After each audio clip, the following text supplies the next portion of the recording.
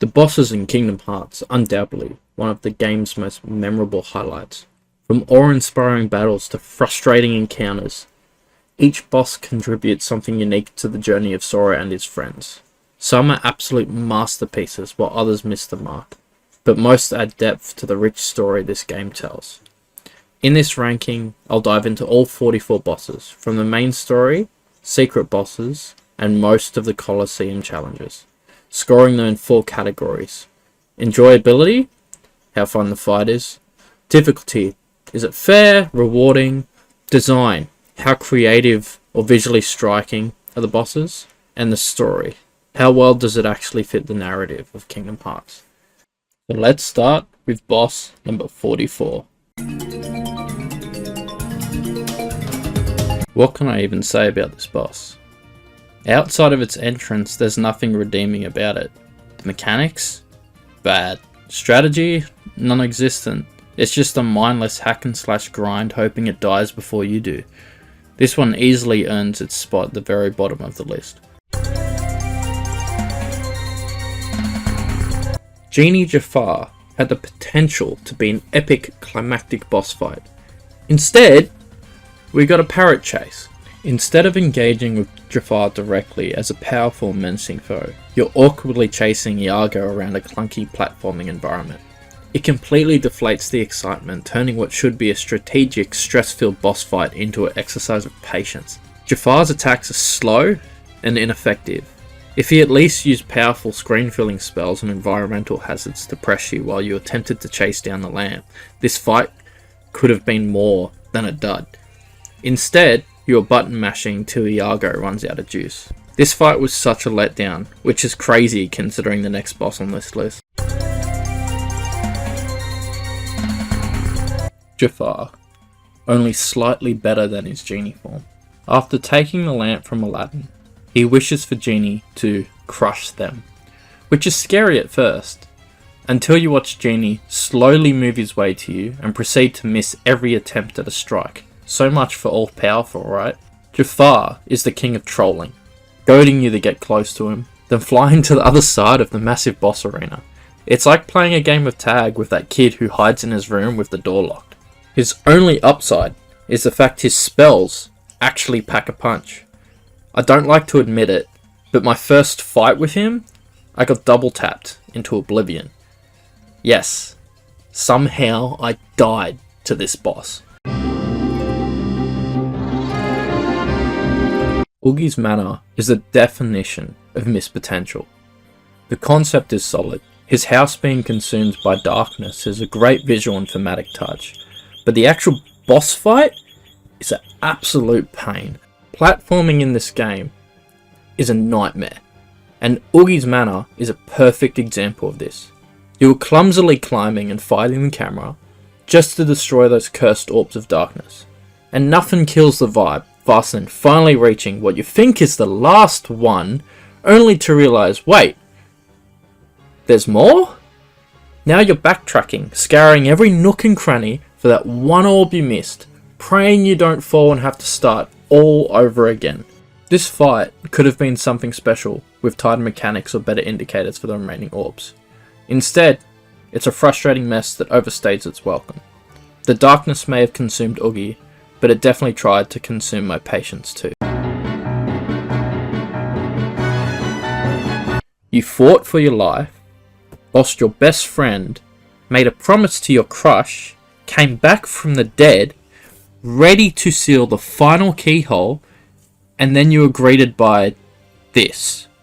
For a boss guarding the most important keyhole in the universe, you'd expect something epic, right? But no, it's more like a glorified roadblock than a cinematic showdown. Unless you were doing a level 1 run, there's no tension here, just a chore to check off before moving on. The Rock Titan fight definitely starts strong. It's hard not to feel a little hyped with this massive lumbering behemoth emerges. Its entrance screams epic boss battle, and for the first minute or so you're locked in thinking, alright, let's do this.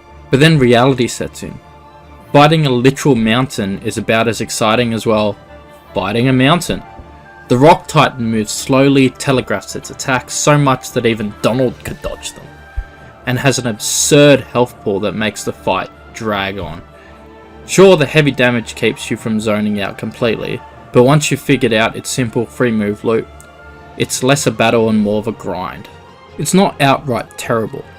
It nails the spectacle aspect of a big boss, but the repetitive mechanics and sluggish pace make it a test of patience rather than skill. A solid start, but it fizzles out long before the health bar does. The Hercules fight is such a disappointment, especially given who he is supposed to be. This guy is literally the hero of Olympus, but the fight mechanics make him feel more like a mid-tier filler boss. The invincibility gimmick, completely undermined by barrels? Barrels, of all things? Coming at the end of the Hercules Cup, you'd expect him to be a real challenge. Instead, he's arguably one of the easiest fights in the entire tournament. His moves are so predictable and easy to either guard or dodge, that you spend more time wondering, why didn't they give him a better moveset? His one saving grace is the charging AoE attack. It's visually impressive and can catch you off guard, but even that's not enough to make him memorable. If he had a wider variety of moves, more unblockable attacks, and maybe ditched the invincibility gimmick entirely, this could have been a fantastic boss fight. This fight absolutely sucks. No question. The stakes start high with Jasmine getting captured and shoved into a barrel, but then it all goes downhill fast. You're chasing this oversized centipede through Agrabah, thinking you're on a mission to save her, only to find out, plot twist, she's not even in the barrel anymore. The fight itself is pure frustration. It's basically a gangfest with barrels constantly respawning, adding chaos and clutter to an already messy battle. And then there's the centipede itself. Trying to land a decent combo without getting smacked by its antenna feels like an exercise in vanity. It's not difficult in a fun, rewarding way. It's just annoying. The Cave of Wonders gives you one of those moments that feels epic. The opening cutscene gives you that, oh, this is about to be insane feeling. But then the fight begins, and you're immediately hit with the dreaded realization it's a gank fight. Fantastic. Climbing up to his eyes? Okay, easy enough. Staying there? Sure. But these guys can fly up doing a front flip and one-shot you. Lasers firing at you? No problem. Oh wait, they track you no matter where you are. Great. Sometimes the RNG in this fight is so bad, you spend what feels like hours for him to put his face back into the ground. This fight can either be really easy or rage-inducing, depending on level and RNG, and because of that, it ranks this low on the list. Darkseid is undeniably a great example of what a Heartless is supposed to be. Ominous, intimidating, and simple yet engaging to fight. Its design and mechanics are easy to grasp, making it a solid introduction to the world of Heartless and Kingdom Hearts combat. In the early game, it strikes the perfect balance of spectacle and challenge, leaving a strong impression. But then we get to the end game during the Ansem boss sequence. Here Darkseid reappears, and instead of feeling like a climactic moment, it's a glorified warm-up. It's almost laughably easy, but there's no narrative weight to Darkseid at this stage, which makes it feel more like a filler than a meaningful part of the finale. However, I can't help to think how good this fight would be if there was 3 of them. Sabor is an excellent introduction to Deep Jungle, perfectly setting the tone for the world. The ambush right after you arrive catches you off guard, immediately immersing you in the dangers of the jungle. The fact that you get a cutscene, win or lose, is a nice touch, adding weight to the encounter, even if you're not ready for it. And then, later on, you get to face him as a proper boss, which feels like a satisfying progression. His attacks are quick, and his damage output is no joke, making him feel like a genuine threat. However, his low HP ensures the fight doesn't overstay its welcome. The mechanic of him retreating into the bushes, only to ambush you again, is a clever way to keep the fight dynamic and unpredictable. While it's not particularly a challenging fight, it's still fun and fitting early game boss. Guard armor is a perfect introduction to the kind of combat Kingdom Hearts offers, especially as the first boss alongside Donald and Goofy. It's simple enough to not overwhelm new players, but still dynamic enough to teach valuable lessons about the game's mechanics. The fight encourages you to learn patience, baiting attacks and waiting for an opening, or to get bold and go for a tech block to create your own opening. It's a clever way of easing players into risk versus reward decision making. The way guard armor splits its arms and legs adds an extra layer of strategy, forcing you to prioritize targets while staying alert to attacks from multiple directions. And let's not forget, you're still without the cure spell at this point, so every hit feels significant. There's a real sense of consequence, making every dodge, block and attack matter. It's a well designed fight that sets the tone for the challenges ahead. Captain Hook is a much needed dose of comedic relief during a pretty heavy part of the story. His sheer terror of the crocodile is both hilarious and brilliantly woven into the fight. Seeing him freak out mid-battle adds a layer of charm and personality. Unfortunately, the fight itself doesn't quite live up to the potential. Hook's attacks are fast and hit hard, and his taunting move lures you into a trap if you're not careful. But the constant swarm of Heartless turns what could have been a focused, exciting duel into a chaotic gank fest. The flight mechanic in this fight should have elevated it, and it does for a bit, but then you realise that most of Hook's attacks require guarding to create openings, which is not accessible in the air. You can cheese Hook by baiting him into the water and doing a single air combo each time, but where's the fun in that? Overall, it's an okay fight with some fun moments, but his battle doesn't carry the weight or payoff you'd expect, especially considering the fight you did 5 seconds prior. The World of Chaos is an impressive finale visually, but falls short mechanically, leaving the fight feeling more like a chore than an epic showdown. Its scale and design scream final boss, and the idea of battling Ansem's monstrous ship to rescue Donald and Goofy is a nice touch. However, the execution leaves much to be desired. The reliance on the flight mechanic, arguably one of the game's weakest elements, makes the entire encounter feel clunky and tedious.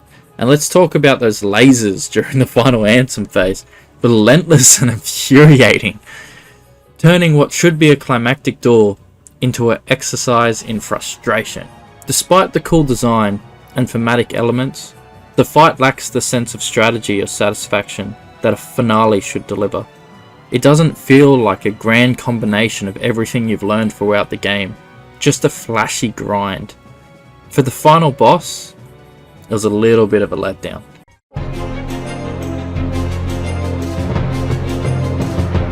The second Parasite Cage fight is a solid mid-game boss that strikes a good balance between challenge and engagement, coming right after teaming up with Riku. It's a fitting continuation of the Monstro storyline, keeping the momentum going. The Parasite's attacks are strong, and its patterns are easy to learn but still demand attention. The mid-fight shift in attack patterns is a great touch, forcing you to adapt on the fly and keeping the battle from feeling stale. The platforming surrounding the Parasite Cage gives you a short reprieve from the acid-covered ground, but don't get too comfortable. The acid attack can come out of nowhere and punishes complacency, making it crucial to stay alert.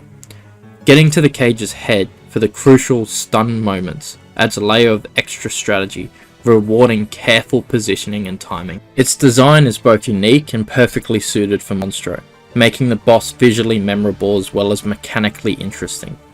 Overall, it's a decent fight, challenging enough to feel satisfying. A great mid-game boss that earns its spot in this list.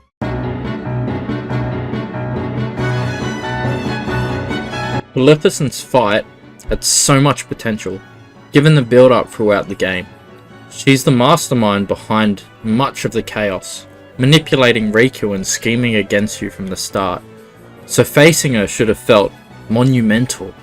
Unfortunately, the fight itself falls into a disappointing formula of chasing, ganking, and corner hiding. Her one saving grace is the sheer satisfaction of finally confronting her. After all the manipulation and harm she's caused, taking her down feels incredibly rewarding on an emotional level. It's not about the fight's mechanics, It's about finally putting an end to her schemes and getting some justice for what she's done to Riku. Beyond that though, the fight doesn't stand out. The mechanics are overly simplistic for such a pivotal antagonist, and the constant movement and chasing around the arena make it feel more tedious than epic. It's a fight that leans heavily on the narrative weight, but doesn't quite deliver on gameplay. Ultimately, while it's satisfying to finally bring Maleficent down, the actual fight itself is just okay, leaving it as another mid-tier boss.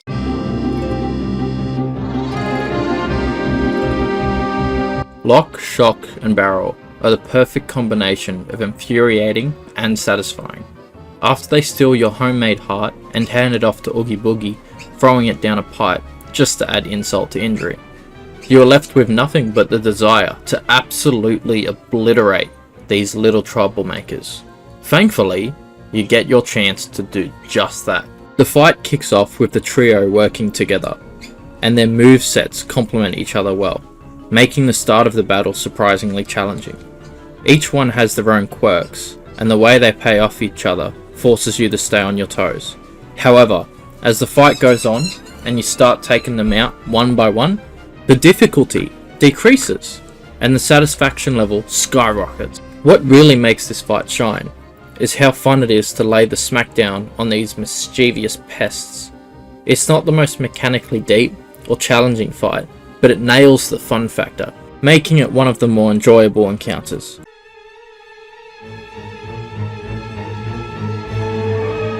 Chernobog is a boss that makes an unforgettable first impression.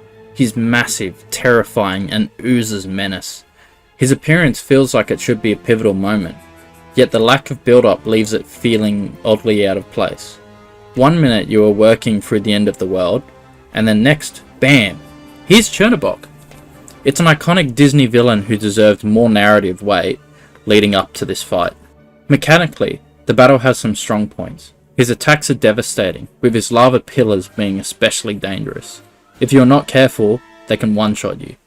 He also creates opportunities for counterattacks, forcing you to time your offense carefully.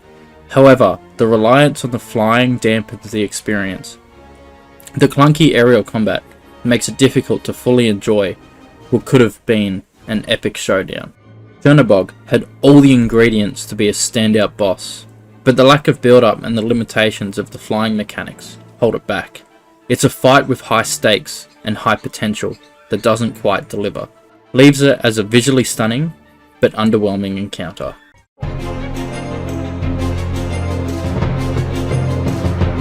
After chasing Riku and Pinocchio through the bizarre living labyrinth, the sight of Riku joining you in the battle against Parasite Cage fills you with excitement. Fighting side by side with your best friend and rival is an incredible feeling, and it's a moment that ties into the game's themes of friendship and betrayal perfectly. Mechanically, the fight is straightforward compared to the second encounter. Parasite Cage still hits hard, and its parry windows encourage careful timing, but it's not nearly as challenging. The real impact of this boss comes not from the fight itself, but from what follows. Just as you start to feel like your bond with Riku might be mending, he betrays you, shattering that hope, and leaves you with clues to what has happened to Kairi. It's a fight that's as much about the story as it is about the gameplay, and it delivers on both fronts. While not overly difficult, it's a fun and meaningful encounter that serves its role in the story beautifully.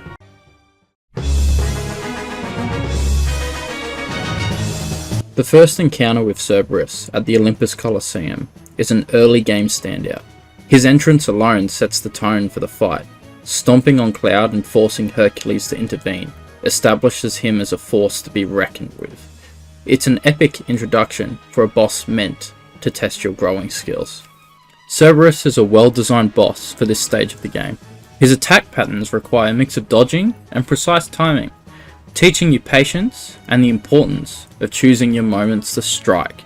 If you're greedy, like myself, you'll quickly learn the cost of his devastating attacks, as they can one-shot you if you are careless. While not overwhelmingly difficult, once you figure out his patterns, the initial learning curve makes him feel intimidating. He's a great balance of challenge and fairness, giving you a real sense of accomplishment when you finally take him down. This fight is memorable, not just for how it raises the stakes in the story and gameplay. Cerberus sets the bar for the Olympus Coliseum battles, leaving a lasting impression as one of the first truly epic encounters in the game.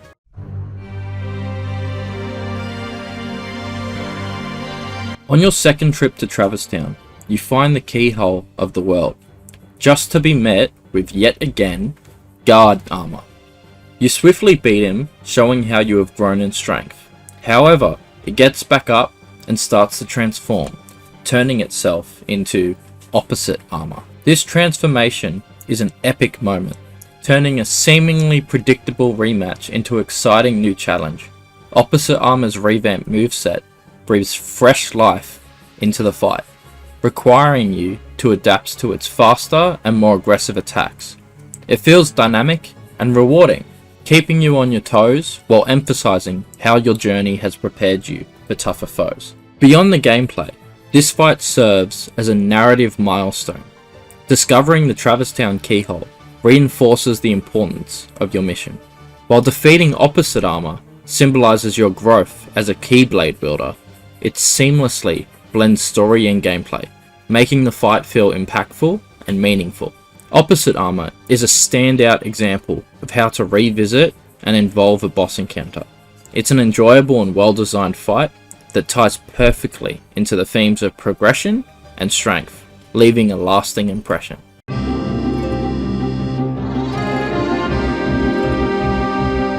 Oogie Boogie's boss fight is a masterclass in character-driven design, perfectly encapsulating his mischievous, chaotic personality.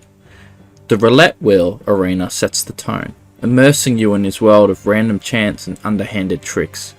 His use of dice to determine your fate adds an unpredictable flair, only for him to cheat by slamming the ground and re-rolling a move. That's pure Oogie Boogie. The fight's mechanics are straightforward yet satisfying. You can chip away at him with magic for minimal damage, but the real strategy lies in timing your button presses to trap him, opening him up for a well-earned beatdown. It's a clever design that keeps you engaged without feeling overly complex. What makes this fight so enjoyable is how well it balances its gimmick. The mechanics are fun and unique without becoming tedious, and Oogie's relatively low HP ensures the battle doesn't overstay its welcome. It's an excellent example of how to craft a gimmick boss fight that remains entertaining while staying true to the character. Overall, Oogie Boogie's fight stands out as one of the most creative and well executed encounters in the game, offering both narrative cohesion and gameplay fun.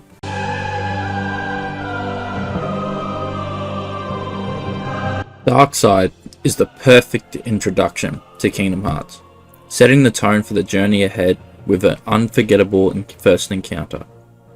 His entrance is iconic. Your shadow stretches ominously, rising from the ground to form this towering heartless, all while an eerie voice echoes from the darkness. It's a moment that immediately pulls you into the game's mysterious world.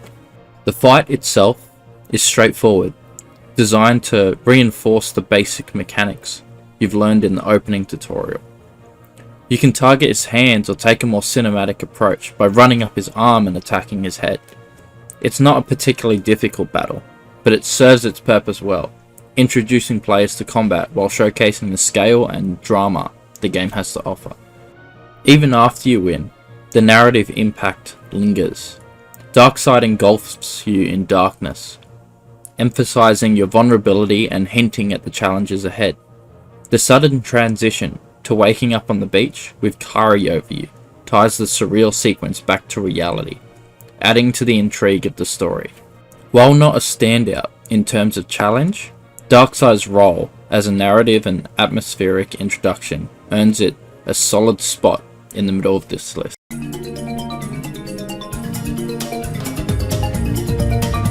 Ursula's first boss fight is a notorious difficulty spike, and much of that challenge depends on whether you gave up the staff at the start of the game. If you did, this battle becomes a grueling test of patience rather than directly fighting Ursula. You are battling her cauldron.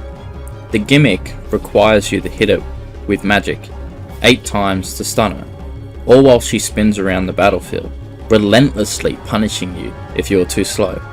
To make matters worse, her eels, Float Sam and Jet Sam, are constantly harassing you, adding even more chaos to an already frustrating fight. What drags this fight down even further is Atlantica's movement mechanics. Swimming can feel clunky and imprecise, making it harder to dodge Ursula's attacks or reliably target the cauldron. It's a fight that demands precision in an environment that doesn't support it too well. Finishing this encounter feels more like a relief than a triumph. Instead of being an enjoyable challenge, it becomes a frustrating slog, made worse by its reliance on gimmicks and poor movement mechanics. While Ursula's character and presence are iconic, this fight doesn't live up to her potential.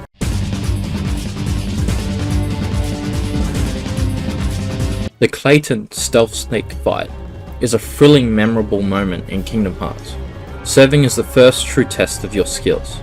It starts deceptively simple, with a straightforward gang fight against Clayton and his heartless goons. Then in a cinematic twist, the back wall explodes, revealing nothing. Moments later, Clayton is hoisted into the air by invisible force and the real battle begins. The introduction of the stealth snake cranks up the intensity, with its cloaked form and laser attacks.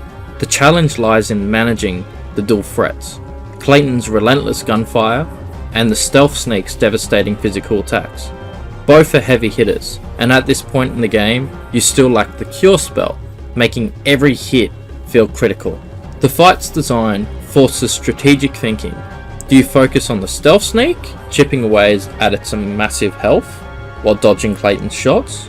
Or do you target Clayton directly, aiming to end the fight quickly but risking brutal counterattacks from the stealth snake? Either choice keeps you on edge, demanding precision and adaptability. It's a balanced, well-paced fight that's neither too easy nor overly punishing, as long as you stay alert and maintain your health.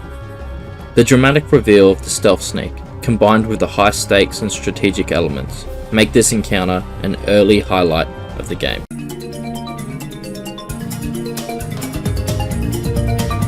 The second fight with Ursula finally delivers the scale and drama you'd expect from one of Disney's most iconic villains. She looms massive and menacing, taunting you throughout the battle, with attacks that seem designed to keep you on edge. Ursula's moveset is a mix of high damage attacks and massive AoEs, but the long wind-ups provide opportunities for counterplay. The constant threat of her lightning bolts, however, is really what turns this fight into a test of endurance. Sometimes when she sucks you into bite, a bolt will hit you, and there is nothing you can do to prevent it. So if you don't have second chance, this fight can turn into a gamble. Will the bolt randomly keep striking, or not? And don't get me started on her attacks having audio half the time. What holds this fight back even more is the movement mechanics of Atlantica. Fix that and this fight goes up a few spots. Despite these issues, the fight captures the essence of Ursula's character. Bold, intimidating, and full of spectacle. As it stands, it's memorable but flawed, teetering between thrilling and aggravating.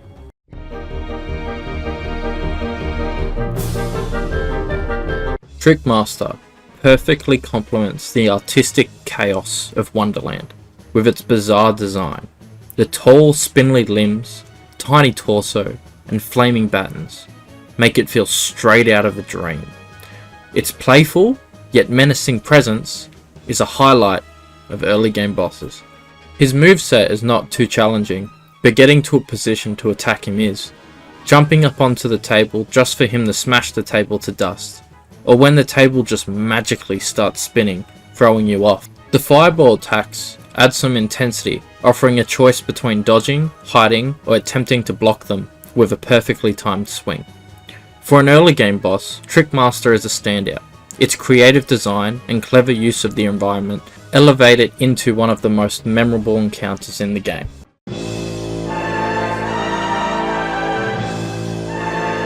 Ansem, in the first stage of the climactic endgame, sets the stage for what is to come, while showcasing the devastating power of a fully in-charge Ansem.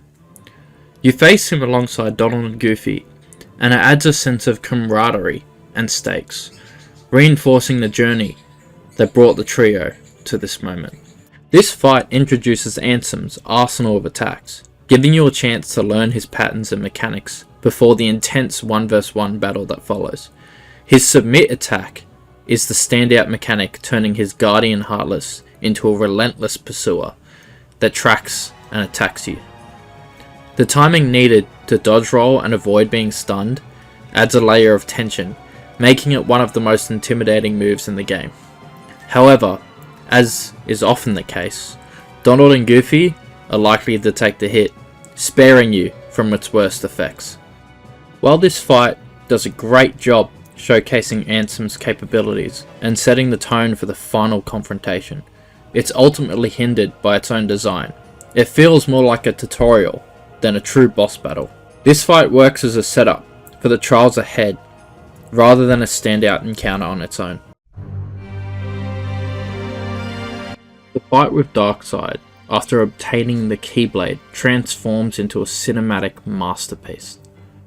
The emotional aftermath of witnessing what seemed like Kyrie's death, and the realization that Dream was real, or was it? All collide to create an unforgettable experience. The fight itself is similar to the tutorial version, but the stakes feel infinitely higher. Darkseid's towering, menacing presence against the chaotic backdrop of a world being consumed by darkness elevates this encounter. Every swing of the Keyblade feels like an act of defiance, fueled by the anger and determination born from the unfolding tragedy. While the mechanics remain simple, the storytelling and setting make this fight resonate. The dramatic tension, coupled with the stunning visual design of the crumbling island, ensures this is not just another boss battle, it's a pivotal moment in the game. This fight stands out as the best Darkseid encounter because of the emotional weight and cinematic presentation. The fight against Cloud and Leon is one of those moments that makes you go, oh, shit. It's a duel against two of the most iconic swordsmen, each with distinct styles that force you to adapt quickly. Leon is the slow, heavy hitter with his glowing gun blade, delivering devastating damage if you're not careful. On the other hand, Cloud is a swift, relentless force, dashing and leaping around the battlefield with his Buster Sword.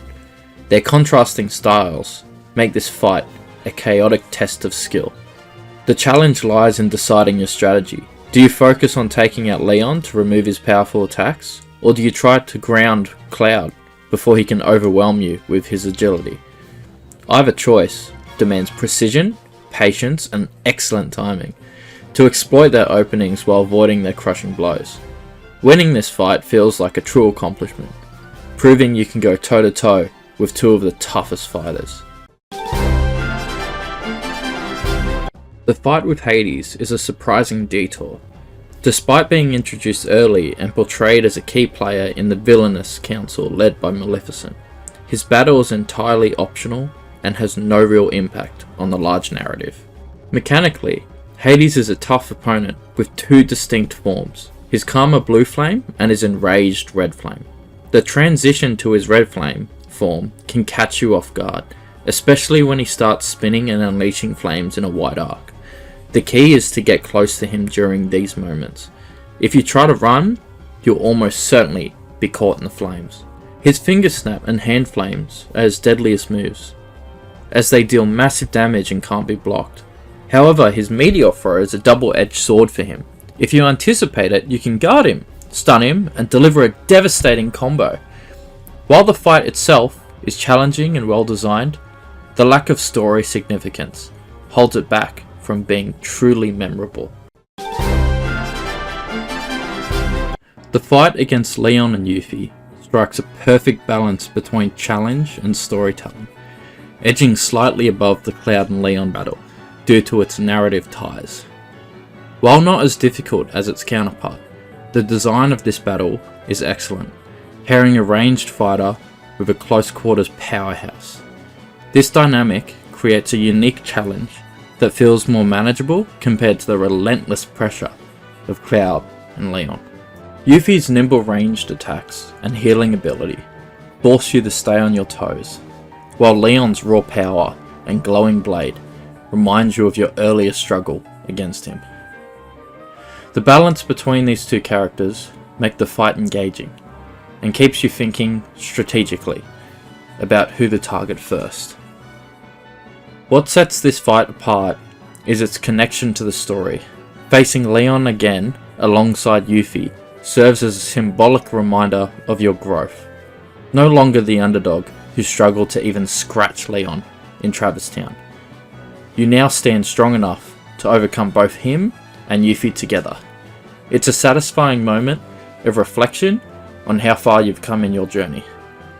It's not the hardest fight, but its design elevates it to one of the most enjoyable encounters. The Phantom boss fight stands out as one of the most stressful yet memorable secret battles. It demands preparation, strategy, and a high MP pool to succeed, along with a stockpile of elixirs. Throughout the fight, the clock tower looms over you, counting down the seconds before doom claims a party member. Phantom's entrance is chilling. Its black and white cloak, ethereal formless appearance, exude menace despite the simplicity of its design. The mechanics of the fight are what truly set it apart. The coloured orb on the Phantom determines how you can damage it. White for physical attacks, blue for blizzard, red for fire, and yellow for thunder. This adds an intriguing puzzle-like layer to the battle, forcing you to pay attention and switch tactics constantly. It's an excellent example of a gimmick fight done right, with mechanics that are both engaging and challenging.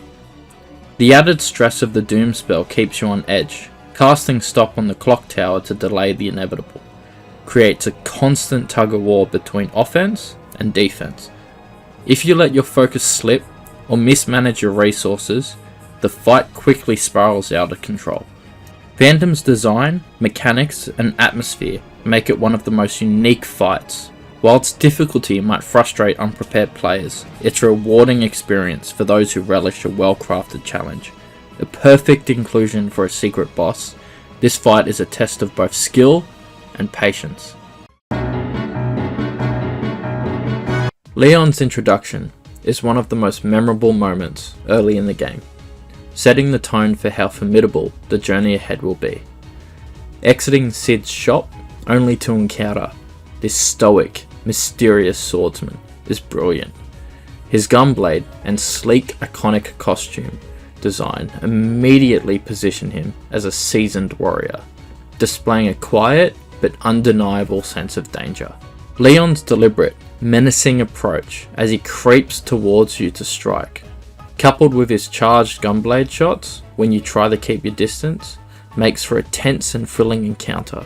The lack of guard at this stage forces you to rely entirely on dodging, making the fight feel almost impossible on a first playthrough. Losing to Leon is expected. However, for those who manage to beat him, the alternate cutscenes offer a rewarding acknowledgement of how hard-earned the victory was, with Sora collapsing from exhaustion. Leon's introduction and fight are beautifully designed, serving as both a challenge and a key moment of character development. It's a fight that sticks and sets the stage for the camaraderie and respect that develop between the two characters later in the story. Cloud's entrance in the Colosseum is nothing short of iconic. His slow, deliberate walk past Sora, while barely acknowledging him, combined with the imposing presence of his massive Buster Sword and his sleek redesign, cements him as one of the coolest characters. The fight itself is a serious challenge, especially given the stage of the game. Depending on whether you've completed Deep Jungle, you might not have the Cure spell, and if you don't have Guard, it's GG. This makes dodging Cloud's relentless Sonic Blade and his devastating tracking jump the key to survival. His attacks are fast, powerful, and difficult to avoid without precise timing. If you take more than a couple of hits, it's game over. The dual outcomes of the fight add another layer of enjoyment. Losing is more likely result for a first time player, but winning gives the feeling of achievement and maintains the impact of the cutscene. As the game progresses, Cloud's story unfolds further, giving him depth and tying him into the broader narrative, not to mention his final cutscene, which I'll get into later. His fight is a test of patience, timing and skill that feels incredibly rewarding for those who manage to overcome it. Maleficent's dragon form is a fight straight out of a Disney movie. Her transformation is spectacular, evoking the same dread that made her such an iconic villain in Sleeping Beauty. This time, unlike her first fight, Maleficent truly feels like the formidable big bad she was always meant to be. The fight offers multiple approaches, allowing players to test their strategies. You can face her head on, weaving between her relentless attacks to land quicker damage, or you can create distance, biding your time and exploiting the wider openings. Both strategies demand precision and a good understanding of her patterns, making the fight engaging without being overwhelmingly difficult. Her moveset is a blend of fire breath, stomps and AoE attacks, each one telegraphed just enough to keep the challenge fair. The satisfaction comes from learning to navigate her ferocity while staying on the offensive. The fight manages to feel intense without being overly punishing, making victory both attainable and rewarding. Her imposing design, cinematic transformation, and satisfying gameplay are a standout. It's a perfect execution of a final Disney boss, delivering on both story and gameplay.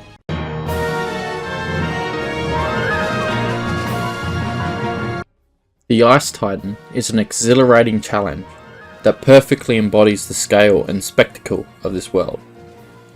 Known as an iconic villain from Hercules, his sudden appearance in the gold match gets you pumped and ready for a hard battle.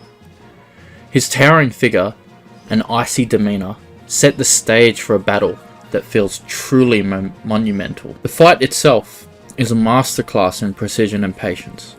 Almost all of his attacks are ranged, with the primary method of dealing damage being the deflection of his relentless ice spikes.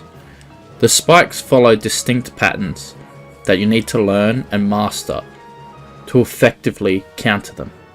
It's a mechanic reminiscent of classic arcade games like 1945, where success hinges on recognizing attack sequences and reacting swiftly. Adding to the difficulty, his freeze attacks force constant repositioning, keeping you on your toes and ensuring there's never a dull moment.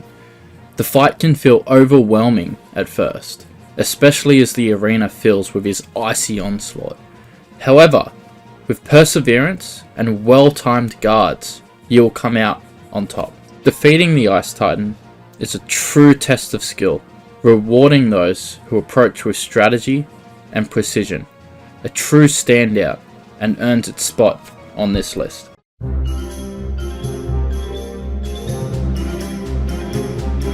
Anti-Sora stands out as one of the most memorable fights, showcasing Riku's descent into darkness and his growing mastery over its power.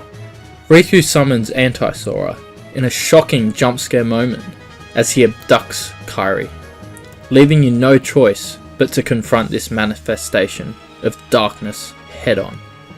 The sheer urgency to defeat him is consuming, but the fight punishes recklessness, demanding a slow approach to counter his moves and whittle down his considerable HP. Anti-Sora mirrors many of Sora's abilities, making it feel like you are battling a distorted version of yourself. On top of that, he adds unique and menacing moves to his arsenal, such as his underground attack. He vanishes, only to erupt from the ground moments later, with a seemingly unavoidable attack, and continues for around 5 strikes, before cloning himself. The combination of a striking design, a strong narrative connection, and a demanding moveset cements Anti-Sora as one of the best battles in the game. It's a fight that lingers in your memory, long after it's over, hinting at the darkness inside Sora's heart.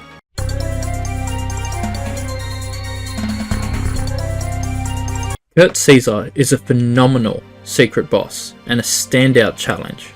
Introduced with an explosive ambush in the desert of Agrabah, his entrance is both surprising and cinematic, immediately setting the tone for a high-stakes battle. The dramatic pillars that trap you and the massive presence of Kurt Caesar perfectly foreshadow the tough fight ahead. His design is a seamless blend of snake-like menace and Arabic-inspired armor, making him feel like a natural yet extraordinary part of the Agrabah world. His dual-wielded weapons and unique fighting style give him a presence that demands respect and keeps you engaged throughout the encounter. The fight itself is a dynamic blend of phases and strategies. Right from the start, Kurt Caesar disrupts your rhythm by stealing your MP, forcing you to rely solely on physical attacks. This initial shock pushes players out of their comfort zone, but preparation, like summoning Tinkerbell, can significantly level the playing field. His spinning attacks and relentless combos require constant movement and precision, keeping you on edge and rewarding skillful play. After breaking his guard and dealing enough damage, Kurt Caesar shifts into his magic sphere phase. This is a refreshing twist where magic becomes your primary tool for damage, while physical attacks replenish MP. This phase change is a clever way to challenge players to adapt their strategy mid-fight, ensuring the battle never becomes stale. While the fight becomes more manageable once you learn his patterns and gimmicks, Kurt Caesar's presentation and gameplay remain top tier. His epic design, satisfying mechanics, and the thrill of overcoming his multi-phase attacks place him among the best bosses in the game, just shy of the top 5. Kurt Caesar is a shining example of how to craft a memorable and balanced optional challenge.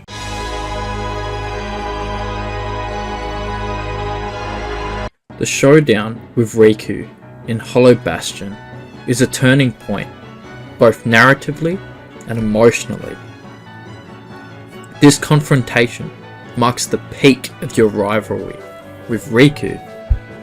The weight of everything leading up to it makes this fight unforgettable. Sora, seemingly outmatched and weaponless, finds himself face to face with his childhood friend turned enemy. Riku, now fully consumed by his dark ambitions, exudes menace in his black and purple suit, wielding his sinister Soul Eater blade. His character design perfectly embodies his fall from grace, blending elegance and malice into one striking visual. The battle begins after one of Sora's typical moments. "My friends are my power," when Goofy saves his life and Donald rejoins him. The Keyblade returns to his hand and an epic clash begins. The fight itself is exhilarating, with Riku's relentless movement and unpredictable attacks, forcing you to be on your toes. His lunges are fast, his counters are brutal, and his short windows of vulnerability make every hit you land feel hard earned. The challenge here is not just physical, but emotional. Throughout the fight, you are grappling with the realization that your friend may be lost to the darkness, yet defeating Riku brings bittersweet sense of joy. It's a satisfying moment to finally come out on top after your earlier defeats and competitions with him, but it's also soured with sorrow, as the victory feels like a loss for Sora's heart. The combination of narrative weight, stunning design, and challenging gameplay makes this fight as one of the best. Placing it 5th on the list feels fitting. It's not just a great boss fight, but a defining moment in Sora and Riku's relationship, setting the stage for their journeys ahead.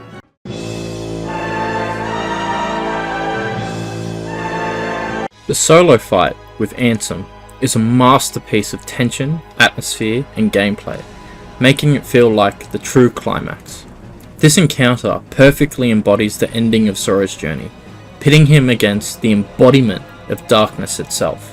Ansem's full possession and warping of Riku's body takes on a terrifying and imposing form. His design is phenomenal, menacing, sleek, and radiating an aura of unstoppable power. The addition of his guardian Heartless amplifies this threat, giving the fight an ominous and unpredictable edge. The Guardian's grotesque and shadowy appearance is a stark reminder of the true nature of the Heartless. The fight itself is intense and demands precision. Ansem's swift dashes and relentless attacks create a sense of constant danger. Every combo you land, you live in fear that his Guardian will use the move Submit, locking on and tracking you, stunning you in place, allowing Ansem to get close and finish the fight. It's the one move you don't want to get hit by. This encounter is personal. The believed death of Riku adds emotional weight to every strike and dodge. The looming Guardian, Ansem's unrelenting aggression, and the dark, oppressive atmosphere combined to create an unforgettable boss fight. Ansem's design and gameplay here set him apart as one of the best boss fights. This battle showcases the true power of the Heartless and encapsulates the theme of light and darkness, central to the game's story. It's a fight that feels like it should have been the grand finale, an epic showdown that encapsulates the stakes and emotional weight of the narrative. It's just too bad this wasn't the final fight, instead of the World of Chaos.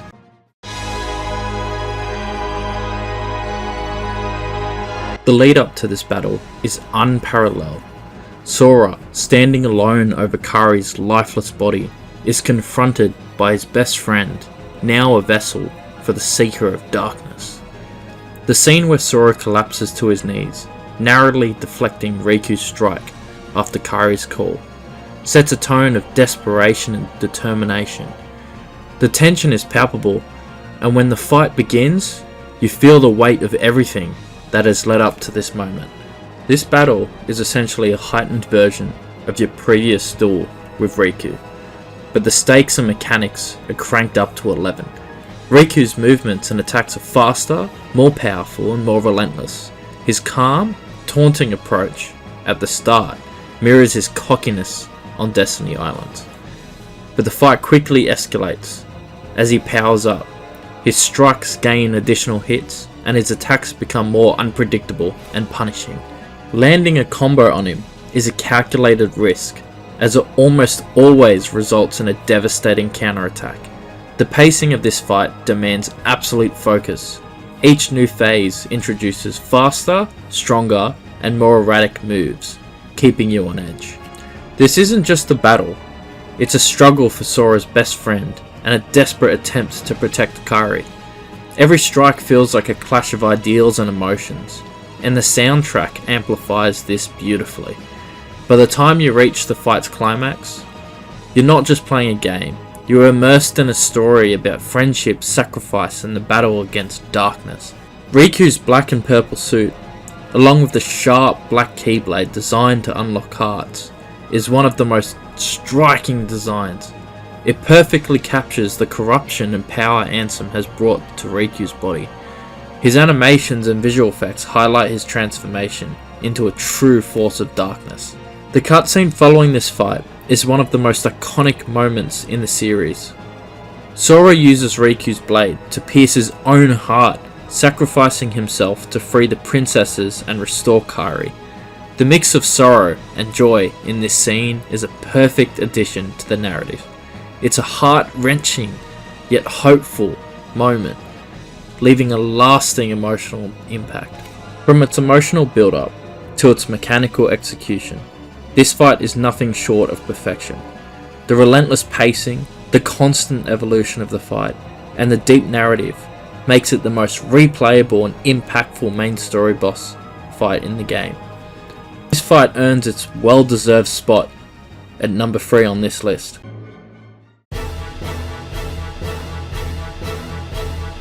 Sephiroth's entrance is epic. You see the question marks in the Colosseum. Enter. Then here is that epic music. After what looks to be a summoning, he slowly stands up, reaches out, and you see his wing and long-ass katana. Sephiroth's battle is a grueling test of endurance and skill. having 3 phases designed to push even the most seasoned players to their limits. At the start, Sephiroth's massive health bar does not budge, because it's so large. He counters your every move with brutal precision and casts devastating fire pillars that can easily trap and destroy you if you are not careful. His calm, measured strikes and sheer presence makes him seem invincible, setting the tone for the intense battle ahead. Once you chip away enough of his seemingly infinite HP, Sephiroth ups the ante with his infamous Heartless Angel. This ability drops your HP to 1 and drains all of your MP. You need to strike him before he casts this, because if you don't, it's essentially GG, unless you can get an elixir off. And he doesn't just do this once, but many times over the fight. The sheer panic of him teleporting, preparing the move, and desperately trying to interrupt him before it's too late is both daunting and exhilarating. Outside of this move, tracking him to get combos off becomes increasingly difficult. After each strike he moves, and much faster than you can. You can go 30 seconds without a good opportunity to strike, at least if you're as bad as I am. The final phase begins with Sephiroth summoning meteors to rain down on the arena, forcing you to split your focus between dodging and finding openings to strike. The relentless tracking orbs add another layer of difficulty, with his flying katana strikes adding salt to the wound. This phase is a true test of endurance and adaptability, where even the slightest lapse in concentration can end the fight. And the worst part? He still casts Heartless Angel! This battle is intense, nerve-wracking, and deeply satisfying. The challenge of overcoming Sephiroth is part of what makes it so memorable, and the reward of victory feels unparalleled. And the music, it's just so epic. Not to mention defeating him gets you a Keyblade that rivals the ultimate weapon. The story for Cloud and Sephiroth add to this fight even more. Sephiroth and Cloud having contrasting designs, both with one wing on opposite sides, showing their link. After this fight, you get to watch them clash and disappear in the blink of an eye. An iconic Final Fantasy character, perfectly redesigned and placed. Honestly, it was difficult placing him in second place, but the next boss is just a little better.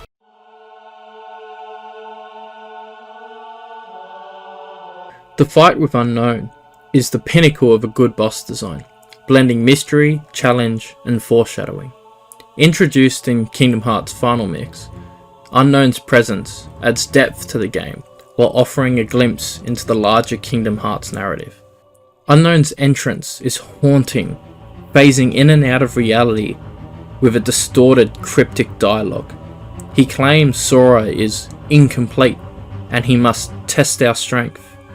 When he phases through Sora and remarks on Sora's strength, the stakes feel higher than ever. The fight begins with unsettling weight, as though you are facing a foe far beyond your current understanding and strength. Unknown's minimalist design is deceptively simple yet menacing. Cloaked in shadow, wielding twin energy sabers, his appearance radiates raw power and mystery. For those familiar with Kingdom Hearts 2, the realization of who this figure is adds a layer of awe and dread. His movements and demeanor suggest he's not fighting at full strength, underscoring Sora's relative weakness and hinting at the challenge yet to come. He zips around the battlefield with relentless speed, delivering rapid saber strikes and unleashing tracking electrical orbs that detonate on impact. His reflectability punishes careless attacks, retaliating with double strikes if triggered. From the start, the fight demands your full focus. After taking a bar of his health, his speed will increase and he teleports more frequently, making dealing damage and avoiding attacks much more difficult. The scariest move he has is his curse. If you get hit by it, your menu gets scrambled and you need to hit release, which is much harder than it sounds. And if you miss the release, you take damage and get stunned. This goes on and on till you are successful, giving Unknown ample time to take you down. The final stretch is nothing short of chaos. Unknown floats ominously, summoning massive laser arrays that sweep across the battlefield. He casts Curse constantly, and getting hit by it is almost always fatal. His flurry of saber strikes during this stage is relentless, testing every bit of your reflexes and emotions. Victory feels hard earned and incredibly intense, even though I cheesed his final health bar with strike rate. I don't like to admit that. The haunting music perfectly complements the fight, amplifying the tension and mystery. Every aspect of the encounter, from Unknown's cryptic dialogue to his unique abilities, feels like a setup for something greater. It's a perfect way to tease Kingdom Hearts 2, leaving players both satisfied and eager for what's to come. Unknown combines everything that makes a secret boss exceptional. The fight demands mastery of the game's mechanics without feeling unfair. His presence deepens the lore and raises questions, adding intrigue to the universe. His mechanics and design hint at the next game, making his inclusion feel purposeful. Battling a foe who is clearly beyond Sora's current capabilities reinforces his journey and growth. Unknown's fight is a masterclass in boss design, and just earns its #1 spot as the best boss fight in Kingdom Hearts. And with that, this boss ranking is done. Be sure to tell me what you would change in this list, and give your reasons why. See ya!